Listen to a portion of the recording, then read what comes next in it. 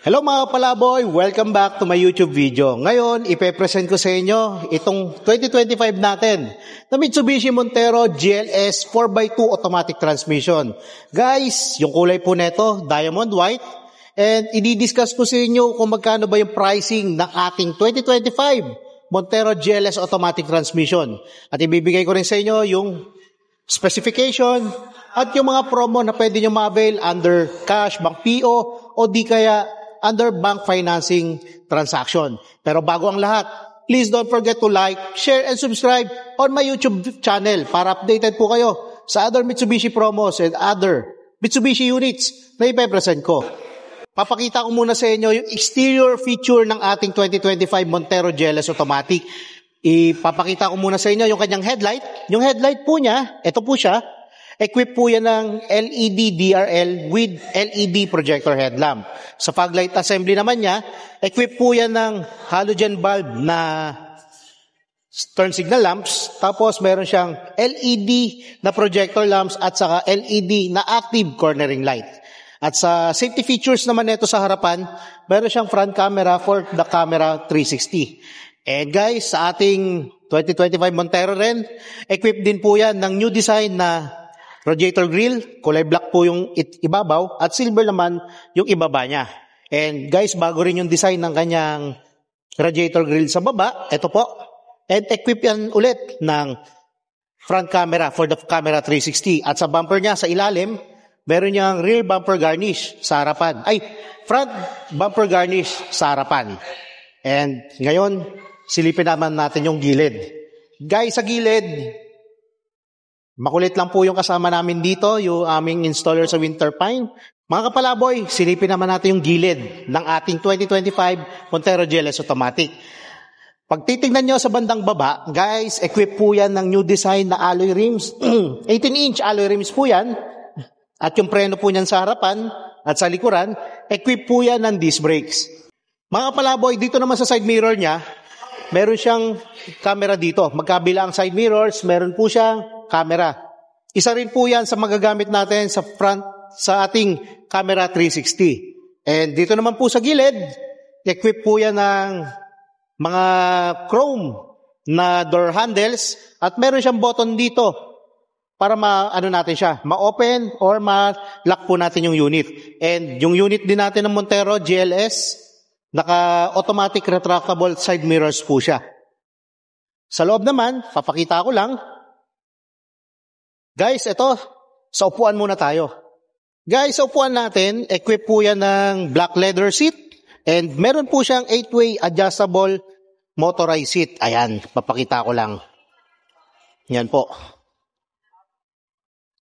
Tapos guys, sa naman natin, sa sidings, kapag yung interior natin, naka-leather seat po, automatic yung ating mga sidings, naka-leather din yan. Naka-terno talaga. And lahat po ng windows nito, naka-automatic po yan. Pwedeng automatic na ibaba at itaas po yung mga windows. And dito naman po sa bandang baba, papakita ko lang, nandito yung access natin para sa mga fuse box po niya. Guys, sa ating steering wheel naman, equip yung ating 2025 Montero GLS ng 3-spoke na steering wheel na merong leather wrap. Ayan, para mas komportable gamitin. At syempre, meron siyang paddle shifter kung gusto natin ma-feel yung manual shifting ng gear. Guys, yung unit natin, equip po ito ng 8-speed automatic transmission with shift lock. At saka guys, yung 2025 Montero rin natin, push button engine start siya. Pipindutin lang natin tong button na to para mag-start po yung makina niya. And equip din ito guys ng active stability traction control. Pwede natin i-off or i-on po yung ASTC na yan. Ito po yung POV natin or yung nakikita natin sa ating dashboard. Sa dashboard natin, sa bandang itaas, ito po yung 8-inch natin na LCD touchscreen monitor. Meron po siyang TomTom navigation map. Pwede natin gamitin yung Bluetooth connectivity niya. At pwede rin tayo mag-connect ng USB data cable para magamit natin yung Apple CarPlay and yung Android Auto. Sa aircon control naman po niya, naka-single zone auto climate control po siya. And guys, meron ditong function or button para ma-on and ma-off natin yung aircon sa likuran. Ayan. Napakasimple lang ng unit natin pero napakaganda talaga niyan. Guys, sa steering wheel, sa ating shift stick naman, ito yung makikita nyo. Meron po siyang 8-speed automatic transmission, tapos may shift lock nandito sa bandang harapan. At yung parking brakes naman natin, ito po siya. Electronic parking brake with brake auto hold function. Yung brake auto hold function, magagamit natin to kapag palusong or paahon po yung kalsada. At saka kapag nasa traffic tayo, para malesen po yung foot fatigue natin, saka katapak sa preno. Guys, meron din siyang armrest, yung ating 2025 Montero GLS Automatic. Leather na rin po siya. Sa second row naman, ipapasilip po sa inyo kung ano ba yung makikita natin dito. Tara. Mga kapalaboy, nandito tayo sa second row. Upuan ko lang po. Ayan. Tapos, ibababa ko lang muna yung armrest niya. Guys, ito yung cup holder. Ganito po yung correct position ng ating second row seat dapat.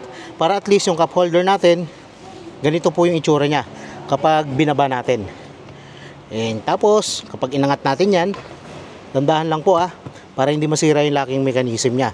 Ayan. Guys, ito, nasa second row ako, feeling mayaman. Ayan, feeling mayaman lang.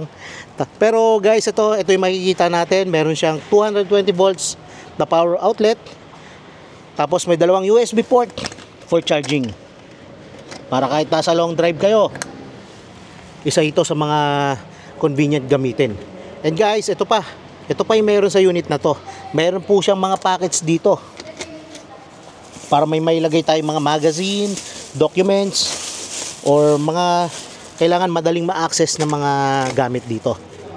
Yan po yung meron dito sa second row seat natin. And yung aircon, yung natin guys, yung unit natin, equip po ito ng airbag sa harapan, dalawang airbag sa harapan, tapos meron siyang curtain airbag, at meron siyang side airbags. Yung side airbags po niya, ito, nandito nakalocate sa front seat, nasa front seat po siya. Pag de-deploy po yan, parang pakpak ng paru-paro. Para at least safe po yung nakaupo dito sa loob ng unit natin. And guys, yung aircon vents natin sa second row and third row, ganito po yung itsura niya. Mas maano po siya, nasa gilid po. Para at least hindi direct na nakatutok sa ulo natin or sa mukha natin yung aircon po. Laboy, recently may mga napapanood ako na mga car accident involving na may mga sakay na bata or baby. Isa po sa nakakatulong para po mabawasan yung injury ng mga kasama nating bata or baby sa sasakyan, kailangan po natin ng car seat para dito. And guys, yung unit natin ng Montero, equip po ito ng tether anchor para po sa mga child seat natin. Ito po yung location niya. Dito nyo po siya iipit or iaangla para hindi gumalaw po yung yung car seat po. Saka guys, isa po ito talaga sa mga katulong kapag may sakay po kayong bata. Para at least, pag may mga untoward incident, sigurado, nasa 99% ligtas po yung kasama nyong bata. So mga palaboy, papakita naman natin yung third row ng ating 2025 Montero GLS. Pero bago natin buksan ito, ipapakita ko muna sa inyo yung tail lamps niya. Ito po yung itsura ng tail lamps natin. Combination niya ng LED saka bulb na tail lamps. Kasi yung naka-bulb type dito na ilaw, yun po yung turn signal lamps natin. And ngayon, bubuksan na po natin yung unit. Oops! Bago ko makalimutan guys, mayroon siyang rear bumper garnish dito, kulay silver. And equipped din niya ng 4 na sensor at meron siyang reverse camera or camera 360. Ito, bubuksan natin. Guys, sa likod, ito po siya. Ganito po yung itsura niya kapag merong headrest. Itinaas natin. Tapos kapag binaba natin, gagawin ko kasi full flat ko po siya. Napakadali lang guys, napakabilis. Yan, hatakin ko lang yung 2 tali na yan. At ikarga nyo na yung gamit na gusto nyo ikarga dito. Napakaluwag. Napakalaki ng space at sure na marami kayo pwedeng ikarga. At saka guys, ito, napakalinis tignan ng unit natin. Kasi meron siyang mga additional storage dito. para sigurado nakatago and organized po yung gamit natin. Tapos sa gilid naman, nandito naman po yung lagayan ng ating jack at saka mga basic tools. Pero ngayon, dahil nasa showroom po yung unit, inaalis po natin yung jack para hindi po mawala. So ngayon guys, pag-uusapan naman natin yung pricing ng ating 2025 Montero GLS 4x2 automatic transmission. Mga kapalaboy, pag-usapan naman natin yung pricing sa ating 2025 Montero GLS automatic. Kung kukunin natin siya under cash or bank PO transaction, ang SRP po niya 1,899,000 para sa black or silver color. Kung kulay diamond white naman, may additional 15,000 kasi sa SRP, kaya magiging 1,914,000. At ang total cash discount na pwede nyo ma-avail para sa unit na to, 125,000. Guys, meron na akong ibibigay na exclusive freebies under bank PO and cash transaction. Magbibigay kasi ako dito ng GT spoiler, umbrella, at saka keychain. And kung kukunin naman natin siya under bank financing transaction, 99,000 lowest down payment offer yung pwede nyo ma-avail dito under BDO or BPI approval. At ang monthly niya sa 5 years to pay ay 39,312. At meron pa itong free 1 month po. Kaya guys, yung first monthly nyo mag-i-start after 70 days upon purchase ng unit. And hindi rin mawawala yung mga exclusive freebies ko para sa unit na to. Kasi pwede natin siyang gawing GT look o di kaya Black Series look. Pero i-message nyo lang po ako para po sa mga freebies na yan. Para at least meron po kayong reference at option para dito. At sa all-in offer na binanggit ko sa 99,000 down payment, kasama na dito yung 3 years LTO registration, 3 years TPL, 1 year comprehensive insurance with acts of God, chattel mortgage fee, at saka meron siyang free PMS from first 1,000 up to 20,000. At guys, mapabank PO, cash, or bank financing transaction, meron tayong standard freebies. Yung standard freebies natin, magbibigay ako sa inyo ng 3M tint, matting, basic tools, early warning device, factory rust proofing, at saka 10-liter fuel top-up. Guys, yung offer na to is valid until May 31, 2025 only. Kaya kung kayo po ay OFW, seaman, regular employee na nagbabalak kumuha ng sasakyan ngayong buwan, tawag lang po kayo sa number na naka-indicate dito sa screen. O di kaya mag-message po kayo sa aking social media accounts na ilalagay ko naman sa description sa aking YouTube video. At guys, maraming salamat po. At sana kayo naman yung maging next Mitsubishi client namin ni Christine. Kita-kits ngayong buwan.